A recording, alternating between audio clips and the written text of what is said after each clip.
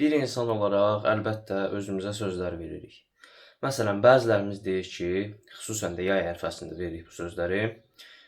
Sabahdan idmana başlayacağam, sabahdan yürüyüşə başlayacağam. Məsəl üçün, aşağı siniflərdə oxusan və ya yuxarı siniflərdə oxusan fərq eləməz. Deyirsən ki, məsəl üçün, artıq yeni məktəbə başladıqda, yeni sinifə başladıqda arıqlamaq istəyirəm, idmana başlamaq istəyirəm, fit olmaq istəyirəm və ya öz kültürümü gelişdirmək üçün kitablar oxumaq istəyirəm və ya sabahdan telefonu yığışdıracağam, oyunları yığışdıracağam, şəxsi inkişafıma daha çox vaxt ayıracağam deyirik. Və bir də sabah durub görürük ki, yenə əlimiz telefondadır. Reels'da və ya Shorts'da artıq bir neçə saatımız gedir və ya görürük ki, hər hansısa bir YouTuber'ın videosunu izləyirik. Bunu tamamilə iradəsizliklə və disiplinsizliklə bağlamaq olmaz ki, bir çox gənc də mənim yaşlarımda olan, məndən böyük olan və ya məndən kiçik olan fərq etməz. Bu çıxarma edir. Tamam, mən özümə hədəf qoydum, məsələn, sabah idmana başlayacağam hədəfini qoydum. Mən bu hədəfi etmək istəmədim. Demək ki, mən disiplinsizəm. Mən disiplinsizəmsə, digər şeylərdə etməyimə gərək yoxdur kimi bir çıxarma gəlir və ona görə həyatındakı digər işləri də görməkdə çətinlik çəkirlər. Mən psixoloq deyiləm, psixiatr deyiləm, onun haqqında bir təlim almamışam. Tamamilə həyat təcrübəsi və bunları yaşadığım üçün sizlərin də bunların məsələn səbəblərini öyrənməyinizi istəyirəm ki, mən də bu məsələdə çox xəta edirdim ki, demək mən iradəsizəm, mən disiplinsizəm deyən bir çox gənc var həqiqətən də buna görə özünü. Mən Mehrac, kanalıma xoş gəldin. Tamam Mehrac, buna nə səbəb ola bilər? Yaxşı, bayaqdan deyirsən ki, bəs belə onda iradəsiz deyiliksə, onda disiplinsiz deyiliksə, buna səbəb nədir? İlk olaraq dopamin döngüsünü deyərdim. Dopamin dediyimiz xoşbəxtlik hormonu deyil, bir çoxumuz da burada səhv edir. Dopamin bir şeyi gözləmə hormonu olaraq adlandırılır. Dopamin nədir? Məsəl üçün bir nümunə verim. Tutaq ki, restorandasan, yemək sifariş etmisən və məsələn sevdiyin bir qamburger var, onu sifariş etmisən. O qamburger gələnə qədər sən beynin dopamin ifraz edir. Yəni o qamburger gəlsəydə bir an öncə yesəydin. O gözlənti hormonudur. Məsəl üçün oyunda bir item olsun. Tutaq ki, saat 12-də oyundakı itemi sənə verəcəklər. Saat 11:55-dir. Sən 11:55-dən kimi 12:10-a qədər həyəcanlanırsan və o dopamindir. Yəni dopamini həyatın digər tərəflərində də görə bilərik. Çox önəmli bir hormondur əgər düzgün istifadə olunarsa. Hormon dediyimdə metaforik olaraq bunu belə adlandırıram. Yəni dərman vasitəsi kimi dopamin alın demirəm əlbəttə. Yəni ilk olaraq dopamindir. Niyə? Məsəl üçün, çünki dopamin banklarımızı kifayət qədər dağıtmışıq demək olar ki, bu ərəfələrdə, əgər bu problemi yaşayırıqsa. Necə deyim, dopamin haqqında bəlkə də envai çeşid videomuz var. Dopamində demək olar ki, hər videoda toxunmuşuq. Kanalı yeni açdığımda dopaminlə bağlı bir video çəkmişdim. Onu da kartlar qismində qoyaram. Dopamin haqqında biraz məlumatsızsansa, dopamin haqqında biraz araşdırma istəyirsənsə, o videoda da kifayət qədər dopamin haqqında danışmışam. Onu da izləyə bilərsən. Nəysə, biraz qısaca üstündən keçim, bəlkə o videoyu izləməmisən. Qısa bir dopaminin məsəl üçün işləmə mexanizması haqqında bir damcı danışmaq istəyirəm. Məsələn, belə düşün, tutaq ki, kitab oxumaq sənə 100 litrlə biz gedək, 100 litr dopamin verir, tamam mı? Ancaq oyun oynamaq sənə verir 400 litr. Dopamin də bu arada beynin çox ehtiyac olan bir şeydir. Beyin dopamin almaq üçün hər şeyi edə bilər. Məsəl üçün, sən gedib deyirsən ki, mən 100 litr dopamin alana kimi gedərəm 400 litr alaram, daha yaxşı. Və deyirsən ki, Mehrac, onda o 400 litr dopamin verir, o 100 litr dopamin verir. Onda deməli oyun daha faydalıymış ki, beynimizə daha çox xoşbəxtlik, sevinc verir. Xeyr, bu da tamamilə yanlış bir algıdır.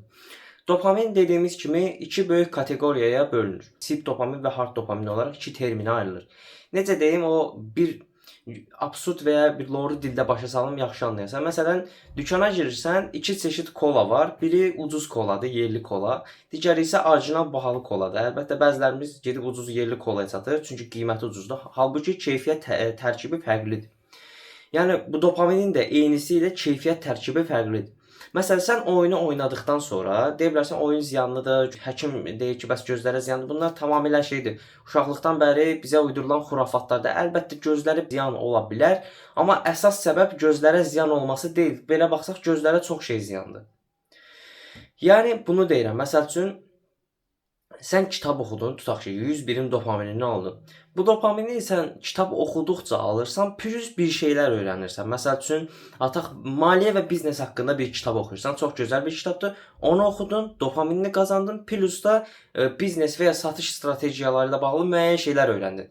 Və ya bədən dili. Məsəl üçün, oturdun, bədən dili haqqında kitab oxudun. Artıq məsələn yolda getdikdə baxırsan ki, məsələn bu insan belə durubsa, demək ki, özünü cəmiyyətdən təcrid etmək istəyir və sairə kimi bədən dili çıxarımları edirsən və bunları həyata tətbiq etmək olur. Ancaq oyunlarda məsələ belə deyil. Məsəl üçün oyunu oynayırsan, oyun bitdikdən sonra belə istəyirsən. Heç nə olmadı. Oyun bitdikdən sonra deyirsən ki, vəsiyo, heç bir hiss olmadı məndə, heç bir qazanc olmadı. Əlbəttə, necə deyim, oyunlara biraz mən də sarmış olsam da tərk etməyə çalışacağam. Çünki həqiqətən də vaxt doğrusundan başqa bir şey deyil. Əlbəttə, yəni e-sporcusansa, oyunlardan içerik üretib pul qazanırsansa, oyunları buraxmanın əlbəttə məntiqsizdir. Çünki necə deyək, yerli dildə desək, ora sənin çörək ağacındır. Oranı niyə buraxasan? Yəni dediklərim o bəzi gənclərə aiddir ki, məsəl üçün e-sporcu olmaq xəyalları ilə yaşayırlar falan filan. Amma ortada bir şey olmur. Əsasən bunlara aiddir və necə deyim, oyunu buraxıb buraxmamaq da sənə qalmış bir şeydir, şəxsi qərarındır. Mən bu videoyu buraxanlar üçün çəkirəm, ona görə deyirəm. Düzdür, oyunlar barəsində biraz mövzudan kənara çıxmayaq. Oyunlar barəsində belə kifayət qədər geniş bir video gələcək. Oyunların mexanizması, hansı oyunlar oynanılmalıdır, hansı oyunlar oynanılmamalıdır. Burada demirəm, biraz əsaslı danışacağım o videoda da. Yəni çox məntiqli çıxarımlarım oldu o videoda da. Yəqin üzümüzə baxan, həftələrdə üzümüzə baxan, aylarda o videolarda gələcək. Dopamin haqqında söhbət etdik. Bir də bizim beynimizin işləmə mexanizması barəsində də söhbət edək. Məsələn, bir çoxumuz gecə yatağa girdikdən sonra xəyallar qurmağa başlayır. Sabah dururam, məşqə başlayırıq, səhər 6-da dururuq, səhər 6-da yürüyüşə gedirik, oradan evə gələcəyik, soyuq duş alacağıq, sevdiyim bir şəxsi inkişaf youtuberının videosunu izləyəcəm və ya bir podkast dinləyəcəm, oradan video kurslara yazılacam və ya nə bilim təlimlər alacam falan filan. Səhər durursan, görürsən ki, artıq vaxtın demək olar ki, gedib Instagramda, TikTokda və ya digər sosial media platformalarında. Və deyirsən, axı Meyraz, gecə gəlirik, çox gözəl xəyallar qururuq, ancaq səhər gəlib heç bir şey də bilmirik. Bunun səbəbi də sənin beyninin işləmə mexanizmasıdır. Səhər durduqda sənə deyim, sən daxilində bir səsin var. Bunu yadda saxla, bir kənara qoyaq, bizə birazdan lazım olacaq. Sənin içində bir səs var. Onu sən də bilirsən ki, məsəl üçün, daxilimizdəki Mehraz və ya daxilimizdəki Əli, daxilimizdəki İsmail, daxilimizdəki Aynur və s. Hər bir insanın içində öz daxili bir səsi var. Bəziləri bunlara ad qoymağı da sevir. Nəysə, bu da qısa bir bilgi idi.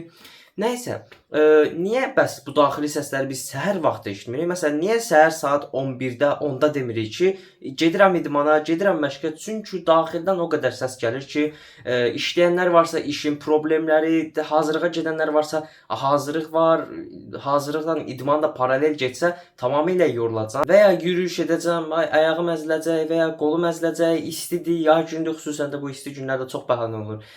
Yayın istisidir, yorulacaq, tərləyəcək, ayda cəmaət indi dincəlir, mən gedim yürüyüşmə edim, idman mı edim? Kimi ifadələr gəlir, sentyabr gələndə də bəhanə olur ki, məktəb başlayıb hara idman edir.